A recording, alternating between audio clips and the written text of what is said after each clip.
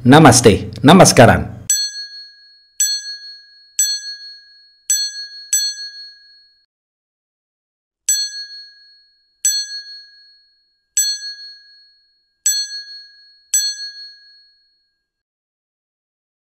Halo Movie Rangers, apa kabar kalian semua? Semoga pembatasan ini segera berakhir dan kita bisa kembali beraktivitas. Jangan lupa subscribe Lestok Movie dan follow sosial media Lestok Movie yang lain ya, seperti Instagram dan TikTok. Karena mulai hari ini, Lestok Movie mempunyai akun TikTok bernama @bangjedar. Hari ini Bang Jedar akan menceritakan film berbahasa Malayalam yang berjudul Jallikattu. Skor IMDb-nya 7,5. Film ini disutradarai oleh Lilo Jose yang di-request oleh Amar Planer dan Imam Saragi. Film ini bercerita tentang perjuangan warga untuk menangkap seekor kerbau yang kabur melarikan diri ke hutan. Oke, langsung aja, put your set on and listen to me.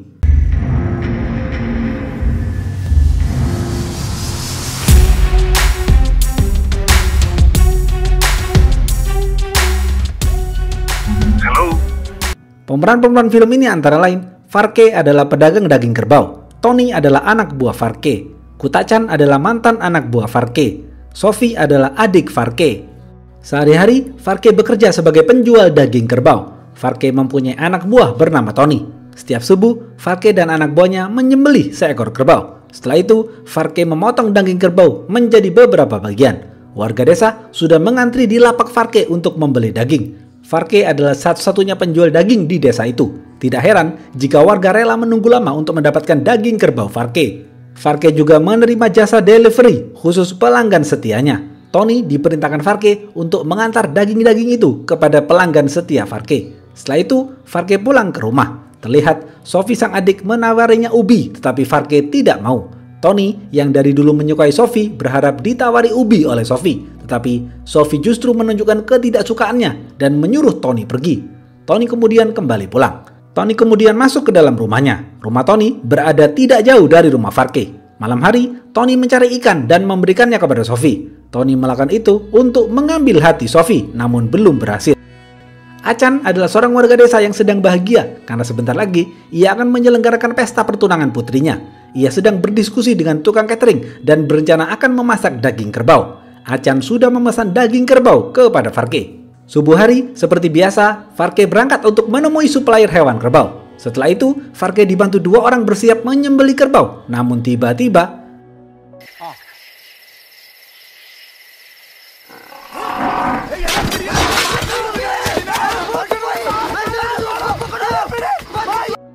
kerbau itu lepas ke arah hutan. Farke dan dua orang itu panik melihat kerbaunya lepas. Mereka bertiga berlari mengejar si kerbau. Kerbau itu melukai beberapa orang yang sedang menyalakan api unggun. Api unggun itu lalu membakar jerami yang sudah dibuat warga. Api itu terus membesar dan membuat warga berhamburan keluar rumah. Warga panik dan khawatir apinya akan menyebar. Warga mengambil air dan terus mencoba memadamkan api.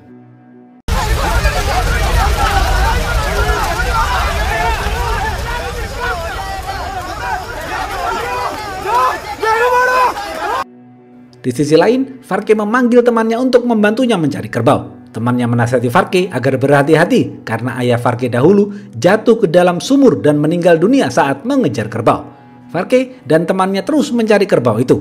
Kerbau itu sudah merusak banyak sarana umum. Pedagang susu menghampiri Farke dan mengamuk karena gara-gara kerbaunya lepas, dagangan susunya tumpah berserakan. Semua warga datang dan meluapkan amarahnya kepada Farke.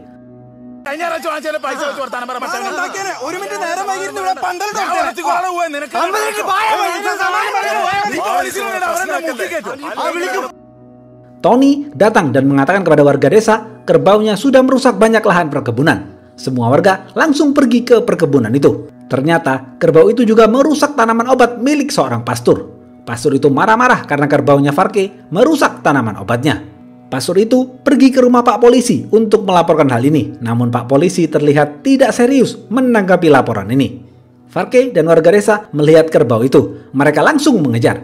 Di tengah pengajaran, beberapa pengurus gereja mendatangi Tony dan marah akibat kerbaunya juga merusak tanaman obat dekat gereja. Beberapa menit kemudian, Pak Polisi datang. Pengurus gereja mendesak kepolisian agar menembak mati kerbau itu, tetapi kepolisian menolak. Karena menembak kerbau adalah tindakan ilegal. Pengurus gereja mengatakan, ya sudah Pak, kalau begitu, biar kita sendiri yang mencarinya. Pak polisi itu menjadi emosi dan menyuruh warga untuk mengurus sendiri masalah ini.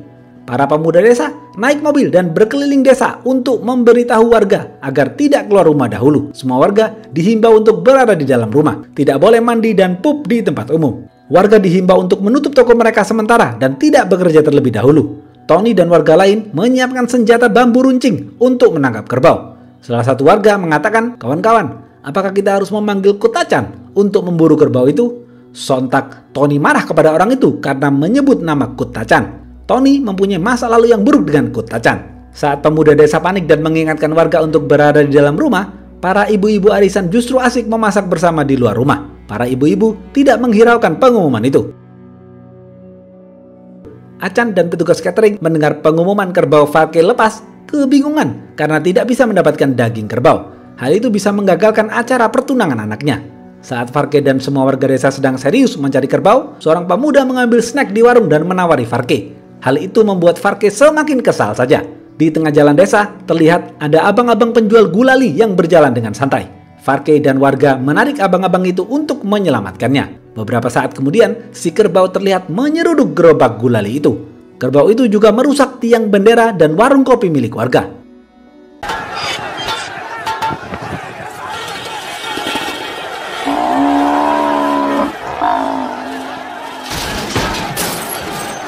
Kerbau itu kemudian masuk ke dalam bank. Warga berhasil mengepung si kerbau. Tony berusaha mengaitkan tali ke kepala kerbau namun gagal. Kerbau itu keluar dari bank dan membuat warga lari ketakutan. Kerbau itu kemudian berlari ke arah hutan. Sebagian warga membersihkan reruntuhan warung kopi dan tiang bendera yang dihancurkan kerbau. Tiba-tiba, pemuda warga desa sebelah datang dalam keadaan mabuk. Kedatangan mereka membuat warga desa semakin kesal saja.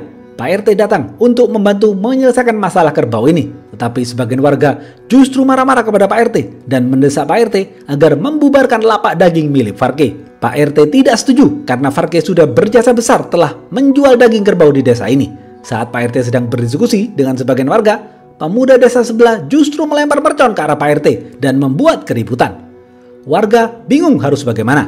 Pengurus gereja menyuruh Farke untuk memanggil Kutacan, tetapi Tony marah-marah dan tidak setuju. Farke tidak peduli dengan Tony dan mengiyakan saran warga untuk memanggil Kutacan. Beberapa menit kemudian, Kutacan datang membawa senapan dan duduk di atas kap mobil. Mayoritas warga senang dengan kedatangan Kutacan karena Kutacan dikenal pemberani. Kutacan bertemu dengan Farke dan menyapa Farke. Pengurus gereja ingin menawari bantuan kepada Kutacan, tetapi Kutacan menolak. Kutacan tidak suka dengan pengurus gereja. Semua warga terus mengikuti Kutacan dari belakang dan memberikan semangat.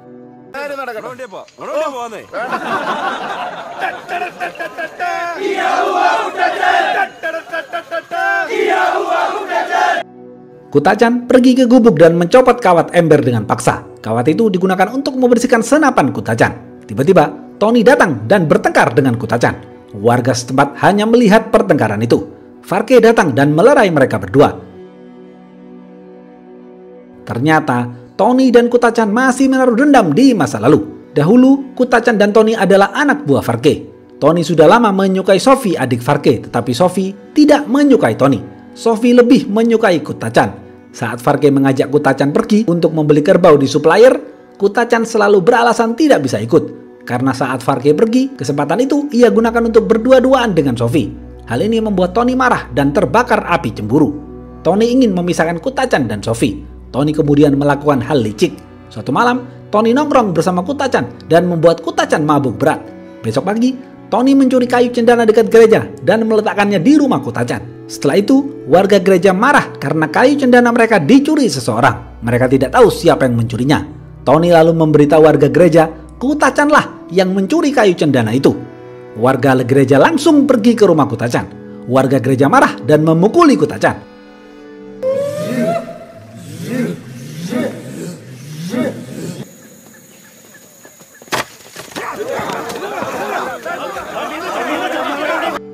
Kutacan lalu ditangkap polisi dan dipenjara. Tony senang melihat Kutacan di penjara karena ia bisa mendekati Sophie tanpa gangguan. Sejak itu, perselisihan Kutacan dan Tony tidak pernah selesai. Malam hari, warga masih terus mencari si kerbau. Warga membawa senter dan obor untuk menelusuri hutan, sedangkan Tony menyusun strategi bersama 3 orang temannya untuk menangkap si kerbau. Mereka semua terus memburu si kerbau. Kutacan melihat pergerakan si kerbau. Kutacan berlari mengejar kerbau itu, namun ada beberapa warga yang menghalang. Kutacan marah dan menyuruh mereka semua untuk pulang karena Kutacan tidak memerlukan bantuan. Kutacan bisa menangkap kerbau itu sendirian. Tiba-tiba, Kutacan melihat lagi pergerakan si kerbau. Kutacan kaget dan menembak kerbau itu, namun tembakannya meleset. Tony dan warga desa melihat pergerakan si kerbau itu. Mereka bersembunyi sejenak untuk memancing si kerbau, tapi ternyata kerbau itu justru menyeruduk Tony hingga jatuh tersungkur. Kerbau itu kemudian kabur melarikan diri. Tony segera bangkit dan terus mengejar kerbau itu. Kerbau itu akhirnya terjebak di dalam lubang besar. Tony mengklaim dialah yang menjebak kerbau itu. Padahal kerbau itu jatuh sendiri ke dalam lubang. Karena siapapun yang berhasil menangkap kerbau itu akan mendapatkan gelar penghormatan dari warga sebagai jagoan. Seluruh warga desa yang mengejar kerbau itu berkumpul di sekitar lubang. Acan masih bingung harus memberi makan apa kepada para tamu di acara pertunangan anaknya nanti. Saat Acan sedang berdiskusi dengan sang istri, Acan mendengar ayam berkokok. Acan akhirnya mendapatkan ide pengganti daging kerbau, yaitu ayam. Acan lalu pergi mencari warga desa yang memelihara ayam. Tiba-tiba, ada seorang pemuda yang mendengar perbincangan Acan dan pemilik ayam itu. Pemuda itu menjadi provokator dan memanggil sebagian warga desa sebelah yang kelaparan setelah seharian memburu kerbau. Mereka lalu mengambil dengan paksa 1 ekor ayam itu. Di sisi lain, sebagian besar warga membawa kayu dan katrol untuk membuat penyangga guna mengangkat si kerbau. Sebagian warga lain membuat api unggun untuk mempersiapkan pesta makan daging kerbau. Kutacan datang ke lubang itu dan meminta izin kepada Farke untuk menembak kerbau itu. Namun Tony marah dan melarang Kutacan. Tony mengatakan, "Akulah yang berhasil menjebak kerbau itu. Akulah yang berhak memutuskan dibunuh atau tidaknya kerbau itu." Farke tidak bisa berkata-kata lagi. Semua warga sepakat Tony yang berhak membunuhnya. Saat warga sedang bersusah payah membuat kayu penyangga, warga desa sebelah yang sedang mabuk justru asik memasak ayam. Di salah satu api unggun yang dibuat warga, ada seorang kakek tua sedang bercerita sejarah masa lalu hutan itu kepada pemuda desa. Kakek itu mengatakan, "Dahulu desa kita ini adalah hutan belantara. Tidak ada jalan menuju desa ini. Jika ada orang yang ingin ke desa ini, mereka harus berjalan kaki. Dahulu di sini banyak gajah dan landak, namun mereka takut dengan beruang. Lalu ayahku membuat salib yang besar dan menaruhnya di atas bukit. Sejak itu, orang-orang berkumpul dan mulai membangun sebuah bangunan. Tetapi tetap saja, ini adalah tanah milik binatang. Kita tidak boleh mengganggunya." Sang kakek selesai bercerita. Sang kakek melihat warga desa yang marah kepada kerbau itu mengatakan, "Lihatlah orang-orang ini. Mereka mengaku manusia, tetapi mereka sebenarnya adalah binatang buas." Beberapa menit kemudian, warga desa selesai membuat kayu penyangga. Mereka semua membuat penyangga itu berdiri kuat. Tony membantu warga desa menarik penyangga itu, tapi temannya mengatakan, "Tony, Kutacan sepertinya mengambil tali di rumah Farke sendirian. Ia juga ingin bertemu dengan Sophie." Tony yang mendengar itu langsung berlari menemui Sophie untuk mengambil tali itu terlebih dahulu. Sesampainya di rumah Farke, Tony mengambil tali itu dan mengatakan dengan percaya diri kepada Sophie, "Sophie, aku berhasil menjebak kerbau itu." Sophie sedikit kagum dengan Tony dan menyuruh Tony mengambil daging bagian rusuk untuk dimasak nanti. Tony kemudian kembali ke lubang. Ternyata Kutacan tidak pergi ke rumah Farke. Kutacan sedang mengobrol dengan Farke. Farke mengatakan, "Kutacan, jika kerbau itu sudah naik, tembak saja kerbau itu sampai mati." Kutacan menjawab, "Baiklah Farke." Kutacan lalu bersiap-siap menembak kerbau itu dari kejauhan. Saat kayu penyangga sudah terpasang dengan kuat, Tony bersiap-siap turun. Tony mengikat tali ke badannya dan membawa tali. Tony lalu turun perlahan dibantu warga. Saat Tony sudah berada di bawah, Tony mengaitkan tali ke kepala kerbau. Warga lain memberi Tony ban yang sudah bertali untuk dikaitkan ke kaki kerbau. Setelah 4 ban itu berhasil dikaitkan di kaki kerbau, Tony ditarik ke atas oleh warga. Setelah Tony berhasil naik, warga menarik kerbau itu secara perlahan bersama-sama. Warga kemudian menyiapkan kayu untuk memberikan jalan si kerbau. Tiba-tiba hujan deras. Saat kerbau itu sudah berada di atas kayu, tiba-tiba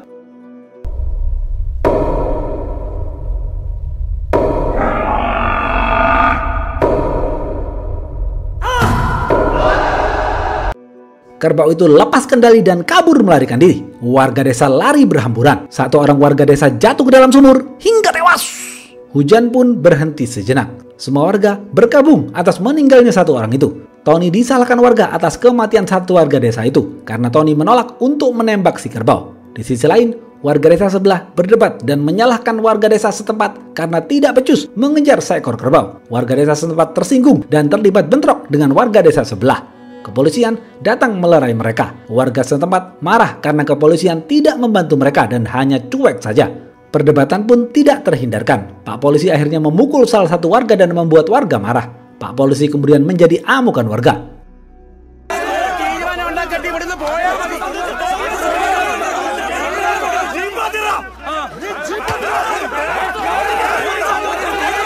Tiba-tiba warga desa sebelah membakar mobil polisi. Polisi hanya bisa pasrah dan memutuskan untuk tidak pulang dan membantu warga mencari kerbau itu.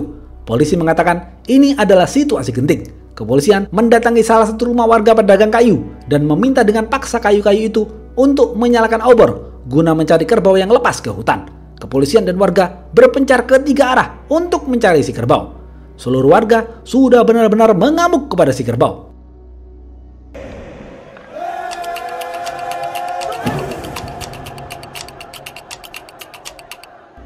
Warga juga memasang kawat berduri untuk mempersempit ruang gerak si kerbau. Di sisi lain, warga menyalakan api untuk menggiring kerbau ke tengah hutan. Warga juga melempar batu besar ke dalam hutan. Warga terus menelusuri hutan. Kerbau itu akhirnya muncul di tengah kerumunan warga. Kutacan mencoba menembak kerbau itu namun gagal. Kerbau itu justru menyeruduk Kutacan. Kerbau itu juga menyeruduk warga. Beberapa orang harus dilarikan ke rumah sakit. Tony yang sudah marah besar memukul kerbau itu dengan kayu. Tony kemudian berduel dengan kerbau itu dengan memegang tanduk si kerbau. Namun kerbau itu lebih kuat.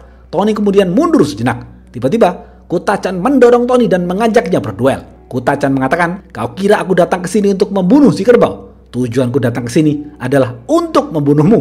Mereka berdua terlibat baku hantam. Tony dan Kutacan sampai jatuh ke dalam sungai. Mereka terus saling memukul. Tony yang sudah terkunci oleh kaki Kutacan tidak bisa berbuat apa-apa. Kutacan lalu mengeluarkan pisau dari dalam kantongnya dan bersiap menusuk Tony. Namun tiba-tiba kerbau itu datang dan mengganggu pertarungan mereka berdua. Kutacan kemudian memegang tanduk kerbau itu. Kutacan mengatakan, "Tony, jangan diam saja kau. Pegang kakinya dan jatuhkan kerbau itu." Tony lalu mengambil pisau Kutacan dan menusukkan ke tubuh Kutacan berkali-kali.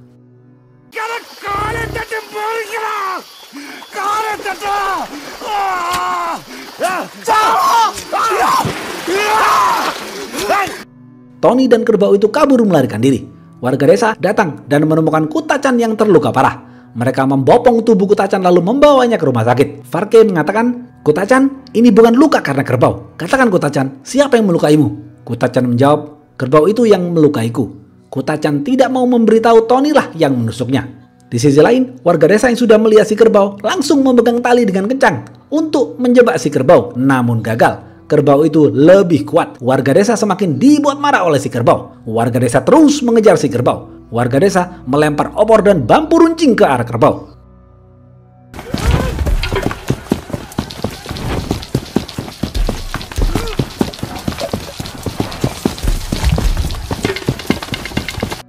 Meskipun sudah tertancap beberapa bambu runcing di badannya, kerbau itu tetap berusaha kabur. Semua warga desa itu terus mengejarnya sampai menyeberangi desa lain. Mereka semua berlari melewati jembatan. Tony yang paling berada di depan melihat si kerbau itu mulai lemas karena di sekujur tubuhnya banyak tusukan bambu runcing.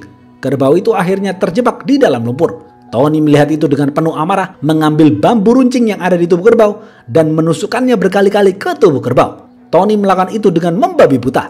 Tony tidak berperi kehewanan. Saat warga desa sebelah datang, Tony berteriak dan mengklaim Tony lah yang berhasil membunuh kerbau itu. Tony lah yang berhak memiliki kerbau itu. Tidak boleh ada yang menyentuhnya. Warga desa sebelah tetap ngotot ingin mendapatkan bagian. Dan akhirnya Tony menusuk satu orang warga sebelah. Mereka semua terlibat baku hantam. Seluruh warga desa berdatangan ke genangan lumpur itu.